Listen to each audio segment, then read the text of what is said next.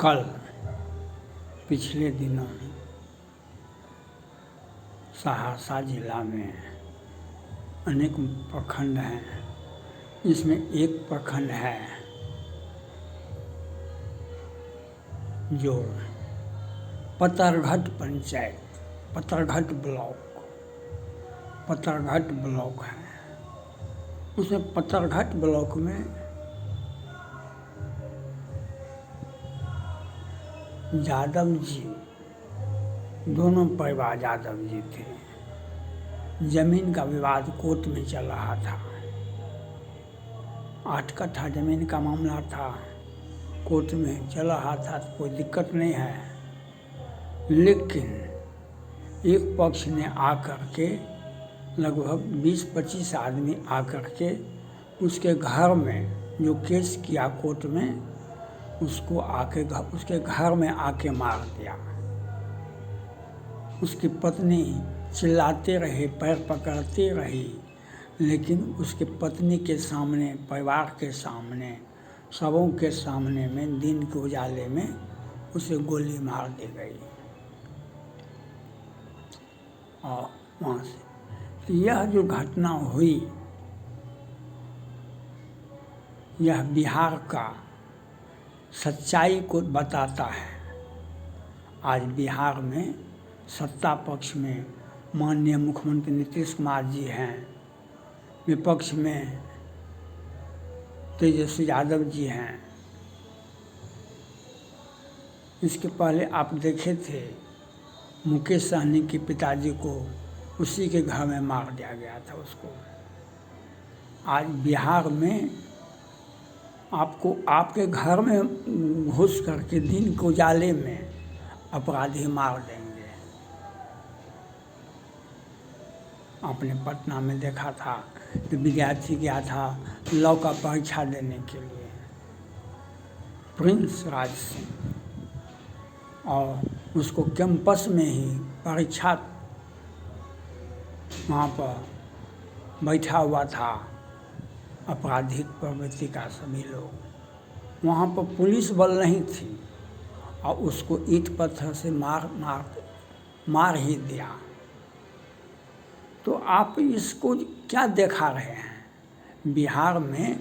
यह क्या दिखा रहे हैं जो पतरघट पंचायत में दिन के उजाले में एक यादव परिवार को, यादव को, उसी का यादव परिवार ही 20-25 के रूप में आया और उसको गोली मार दिया। यह बिहार का सच्चाई दिखाता है। जब माननीय लालू प्रसाद यादव जी 90 से 5 तक थे, बिहार के मुख्यमंत्री थे, तो नक्सली हमला रात के अंधेरे में होता था। नक्सली हमला रात के अंधेरे में होता था। आज माननीय मुख्यमंत्री नीतीश कुमार जी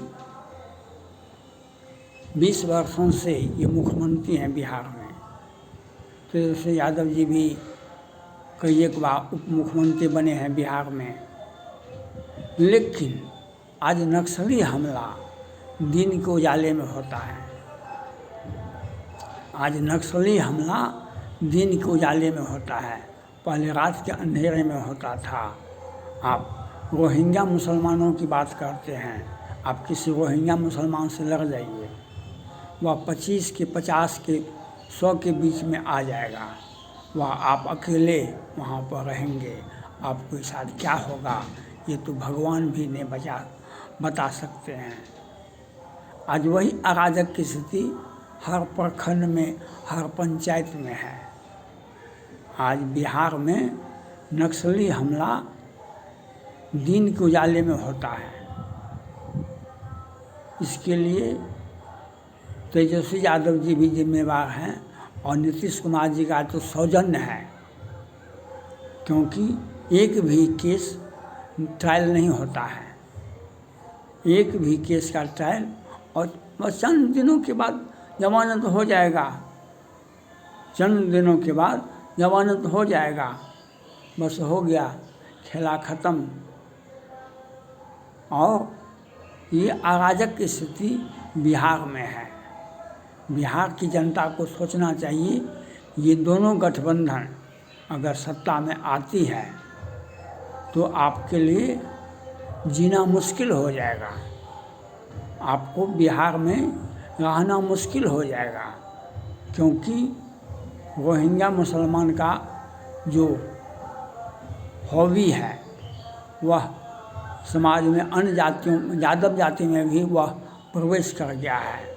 वह एक बोलाया 13 आया, एक बोलाया 13 आया और उसके घर में ढूक करके आपको गोली मार देगा।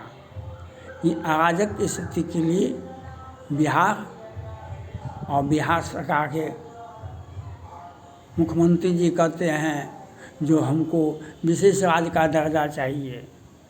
कानून व्यवस्था भी तो किसी के हवाले कर न दीजिए, कानून व्यवस्था भी किसी के हवाले कर दीजिए, उसके लिए भी केंद्र सरकार से मांग लीजिए जो कानून व्यवस्था हमसे नहीं चलता है, इसको लिए व्यवस्था अलग से कर दीजिए।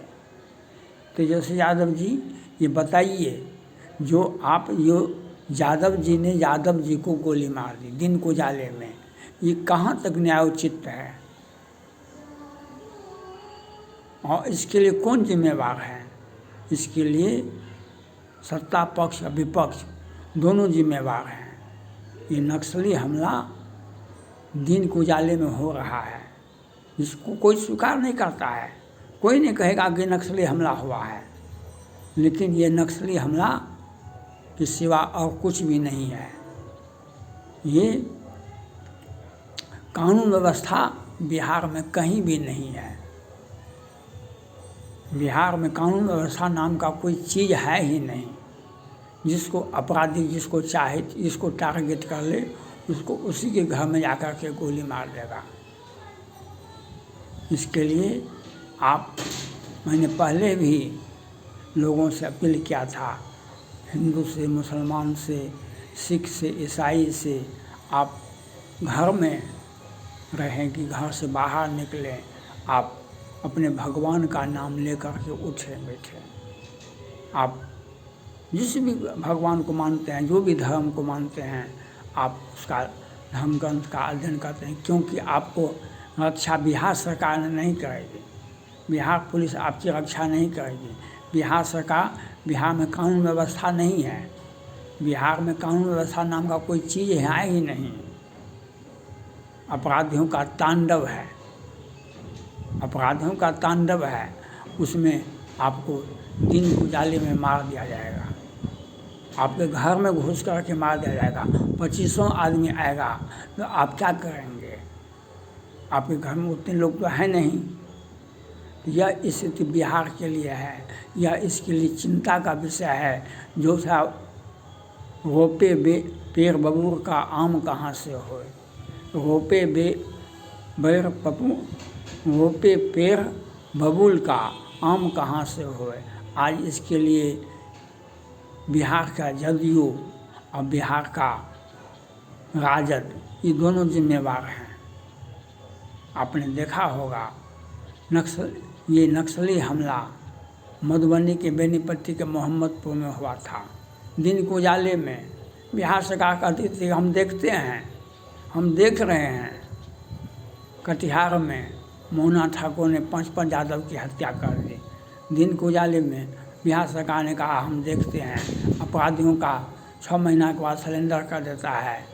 मधुबनी का घटना तो मालूम भी नहीं चलता है कि वह क्या हुआ और नहीं हुआ, उसके बारे में मीडिया में भी नहीं छपता है। नालंदा में 5-7 यादव की हत्या आपसी पुलिस नहीं पहुंचती है, जमीन का नापी था और वहाँ पर पुलिस नहीं पहुंचती है। और तो ये नक्सली हमला 1, 2, 3, 4 नहीं, ये पूरे बिहार में नक्सली हमला होता है। और आपको इसके लिए बिहार के विपक्ष और सत्ता पक्ष दोनों जिम्मेवार हैं, क्योंकि सत्ता इनको चलाने के लिए नहीं आता है। सत्ता का दुरुपयोग करना ही बिहार सरकार का कर्तव्य बनता है। और बिहार में सिर्फ राजनीतिक बयानबाजी होती है, सिर्फ राजनीतिक बयानबाजी होती है, कानून नाम का कोई चीज़ नहीं है। आपके समाज में, आपके गांव में, आपके घर में, आप अराजक की स्थिति के लिए आप देखते होइएगा। यह आपको ये केंद्र सरकार से तो आप मांग करते हैं कि हमको विशेष राज्य का दर्जा दीजिए, लेकिन ये कानून व्यवस्था के लिए आप कौन चीज़ मांगेंगे? अपराधियों का तांडव होगा, अपराधियों का विभत्स रूप दिखाई पड़ेगा और ट्रायल तो किसी का भी 1-2 व्यक्ति का होगा और सारे केस को किसी गर्त में फेंक देंगे और हम देखते हैं जो कानून व्यवस्था कैसे चलता है। यह बिहार के लिए सत्ता पक्ष और विपक्ष दोनों जिम्मेवार हैं। इसके लिए आपको सोचना पड़ेगा, विचार करना पड़ेगा। आज जो हिंसा हो रही है इसके लिए आप जनता इस पर बयान देना चाहिए तेजस्वी यादव जी को, बिहार के मुख्यमंत्री नीतीश कुमार जी को, कि इस पर क्या आपका बयान है, इस पर क्या आपकी सोच है। यह आपको दिखाता है कि आप किसी भी परिस्थिति में आप जनता का रक्षा नहीं कर सकते हैं। आप जनता का रक्षा करने के लिए बिहार सरकार नहीं है। अपराधियों का रक्षा हो सकता है, जनता का रक्षा नहीं हो सकता है। आज यही व्यवस्था बिहार के अंदर है, जो नक्सली हमला के रूप में दिन के उजाले में आपके घर में आकर के 2500 आदमी आएंगे, आप गोलियां बरसा देंगे, आपको मौत के घाट उतार देंगे। बाद में पुलिस आएगी, अपना खाना पूर्ति करेगी, उसमें से 2 आदमी को 4 आदमी को गिरफ्तार कर लेगी, बस हो गया मामला उसको। तो यहाँ पर जहाँ पर आप कानून के साथ आप भेदभाव करते हैं, अपराधियों का पहचान करते हैं से किस पार्टी से किस जाति से आता है, कौन व्यक्ति मारा गया, कौन व्यक्ति, उसके प्रति हमारा क्या हमदर्दी है। जब आपका सोच इतना गंदा होता है तो न्याय कहाँ से मिलेगा? न्याय के लिए आपको ठोस निर्णय लेना पड़ेगा, न्याय के लिए आपको ठोस कार्रवाई करनी पड़ेगी। कानून के तराजू पर कोई अपना और पराया नहीं होता है। सत्ता के लिए आप इस प्रकार से अपराधियों का तांडव ये दिखाता है। जो अगला नंबर किसका हो ये तो भगवान ही बता सकता है। ये बिहार का सच्चाई दिखाता है, जो मधेपुरा जिला की सहरसा जिला में पतरघट पंचायत में दिन के उजाले में एक व्यक्ति की गोली मारकर हत्या कर दी। 2500 आदमी ने आकर के दिन के उजाले में से घर में उसके परिवारजनों के सामने गोलियां मार दी। ये अपराधियों का तांडव बिहार सरकार और विपक्ष और सत्ता पक्ष दोनों जिम्मेवार हैं।